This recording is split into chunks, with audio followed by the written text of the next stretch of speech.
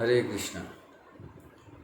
तो आज हमारा चर्चा का विषय है कि मोक्ष क्या है, मोक्ष किसे कहते हैं, सही मोक्ष किसे कहा जाता है। ये मोक्ष पाने के लिए ये ऋषि मुनि जो तपस्वी है और अलग अलग प्रकार के तपस्या करते हैं, क्या उससे मोक्ष प्राप्त होता है? क्या उसे वास्तव में मोक्ष कहा जाता है? तो आज हम कुछ श्लोकों के आधार पर हम चर्चा करेंगे कि वास्तव में मोक्ष किसे कहा जाता है, मोक्ष का सही अर्थ क्या है।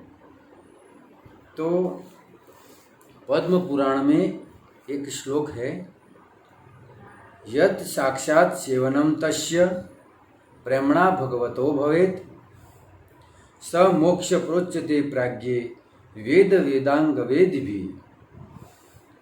अर्थात कहते हैं कि प्रेम पूर्ण हृदय से भगवान श्री कृष्ण की साक्षात सेवा का जो अवसर मिलता है, हमें भगवान श्री कृष्ण की सेवा करने का अगर हमें अवसर मिलता है, उसी को वेद वेदांग का ज्ञान रखने वाले विद्वानों ने मोक्ष कहा गया है।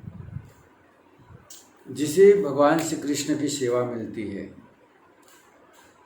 जैसे कि भगवान कृष्ण की आप मंदिर में गए, उस मंदिर में भगवान की सेवा करना,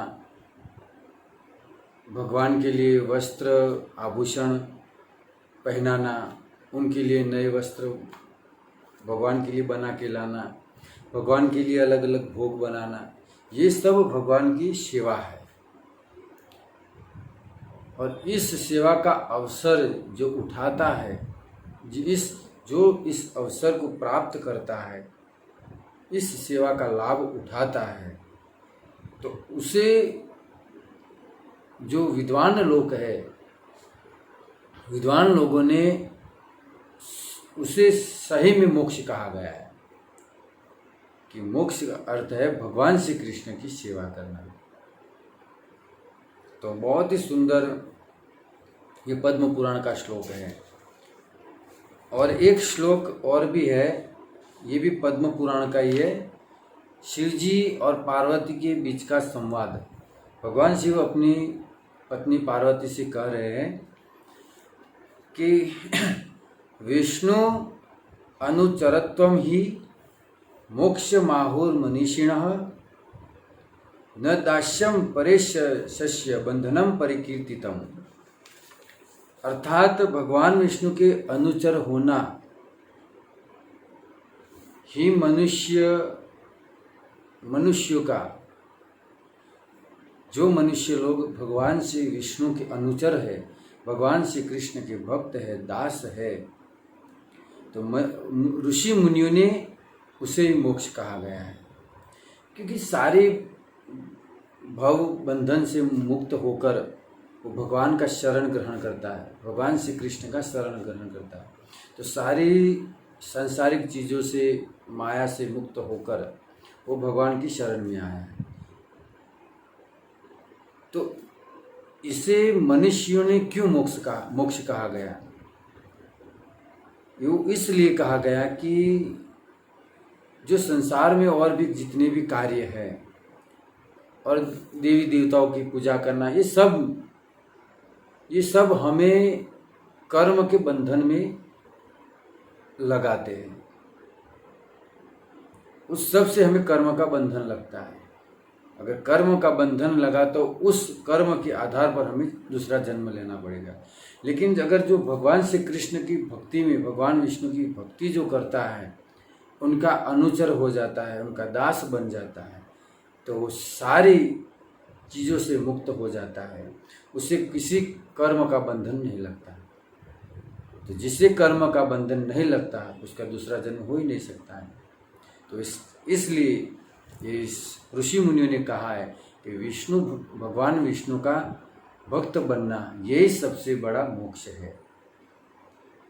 एक और भी श्लोक है, उसमें कहते हैं, यद्य आत्मा मलिन करता भोक्ता च स्यात् स्वभावात् नास्ति तस्य विनिर्मोक्षः संसार जन्म कोटि भी।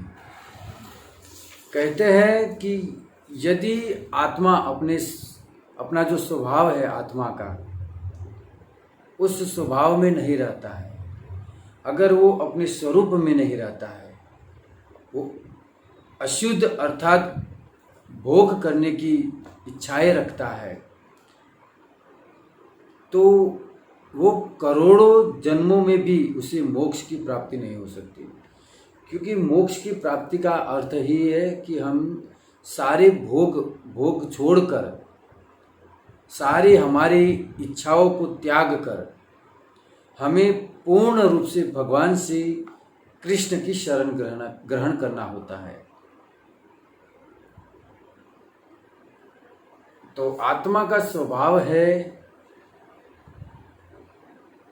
चैतन्य महाप्रभु कहते हैं कि जीवेरे स्वरूप होय नित्य कृष्णदास, अर्थात ये जीव, ये आत्मा का स्वभाव है कि कृष्ण की भक्ति करना,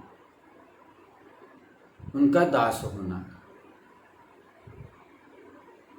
तो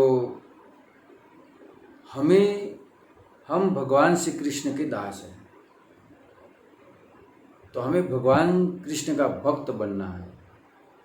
तो जो भगवान श्री कृष्ण की शरण ग्रहण करता है, उनकी भक्ति को अपनाता है, तो वास्तव में मोक्ष का अधिकारी वो ही है। बाकी संसार की जितनी भी चीज़ें हैं वो सब हमें कर्म के बंधन में डालने वाली है, तो उससे हम कभी भी मोक्ष की उम्मीद हम नहीं रख सकते। और भगवान कहते हैं कि जो मुझे जो अर्पण करता है, मेरे लिए जो कार्य करता है, मेरे लिए जो कर्म करता है, तो मैं उसे सारे कर्म के बंधनों से मुक्त कर देता हूँ। और वास्तव में भगवान श्री कृष्ण ही भोक्ता है। भोक्ताराम जगतपसाम सर्वलोक महेश्वरम।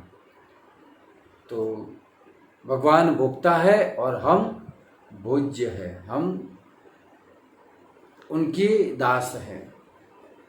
भोग करना मात्र भगवान का ही एक अधिकार है। तो बहुत ही सुंदर तरीके से हम यहाँ चर्चा किए कि वास्तव में मोक्ष किसे कहा जाता है। तो वास्तव में मोक्ष का अर्थ है, जिसको मोक्ष की प्राप्ति करनी है वो भगवान विष्णु की भक्ति को अपनाए, कृष्ण की भक्ति को अपनाए। तो महाभारत के युद्ध में भी हमें देखा गया है कि भीष्म पितामह कहते हैं कि जितने लोग आपके दृष्टि के सामने, जिन जिन सैनिक हो, महारथी हो, योद्धाओं का जो मृत्यु हुआ, उन सबको आपने सायुज्य मुक्ति प्रदान की थी, अर्थात मोक्ष प्रदान किया था। तो ये साबित होता है कि मोक्ष मात्र भगवान कृष्ण ही हमें दे सकते हैं और कोई नहीं दे सकता। तो हम सबको भगवान कृष्ण की भक्ति में लगना है, हरे कृष्ण महामंत्र का जाप करना है। तो इसी के साथ मैं अपनी वाणी को विराम देता हूँ। अगर ये वीडियो आपको पसंद आया हो तो इसको लाइक कीजिए, सब्सक्राइब कीजिए और ज़्यादा से ज़्यादा लोगों को शेयर कीजिए, क्योंकि सब लोग भगवान कृष्ण की भक्ति में जुड़े। जय श्री प्रभुपाद।